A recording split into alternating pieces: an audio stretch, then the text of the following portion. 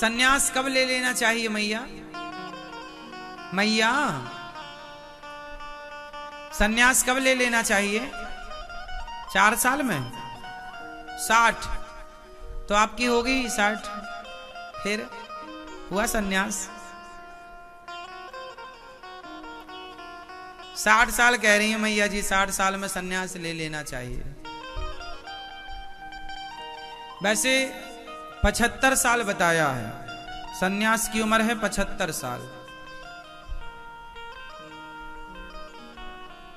25 तक ब्रह्मचर्य, 50 तक गृहस्थ, 75 तक वानप्रस्थ, 50 के बाद वानप्रस्थ और फिर 75 के बाद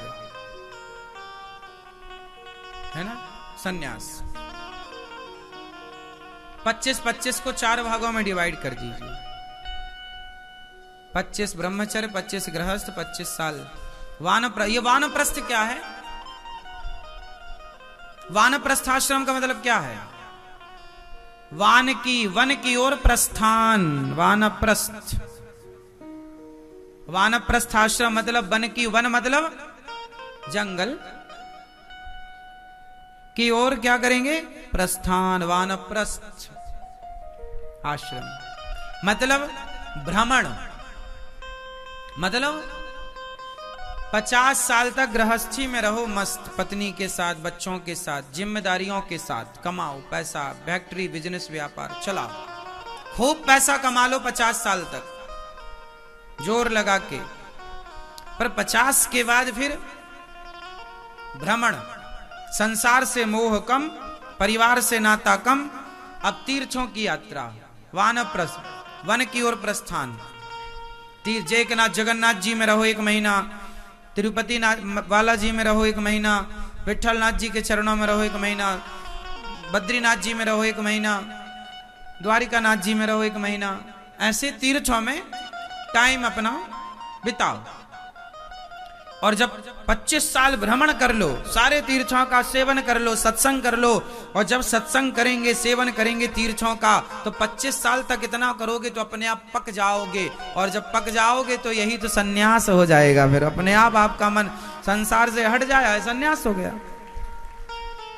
लेकिन आजकल का आदमी 80-90 साल तक चिपका है परिवार से, निकलते ही नहीं। बच्चे लात मार रहे हैं, लात मार मार के निकाल रहे हैं।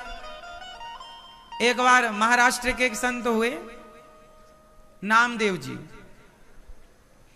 नामदेव जी कीर्तन कर रहे थे,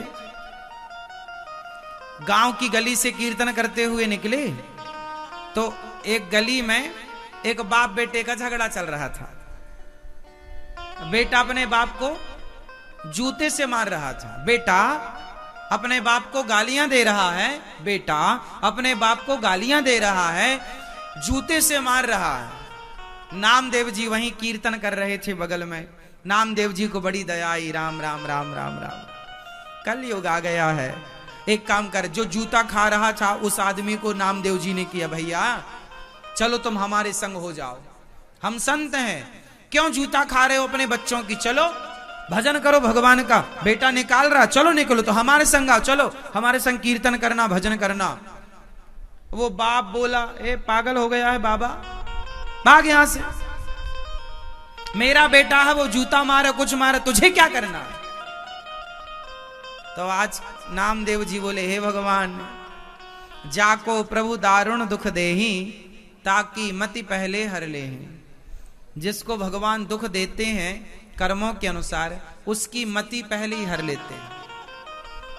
नामदेव जी बोले, हे भगवान, 100 जूते खा के भी इनका मोह ममता समाप्त नहीं होता। यही तो माया है। इसी माया किसे कहते हैं? यही तो माया कि जूते खा के भी तुम पड़े हो, तुम्हारा वैराग्य पुष्ट नहीं हो रहा है। इसलिए भगवान में मन लग रहा है किसी का, तो समझ लो उस पर भगवान की विशेष कृपा है, क्योंकि उनकी कृपा के बिना उनमें मन नहीं लग सकता। नहीं तो आदमी 100 जूते खा के ही घर में पड़ा है।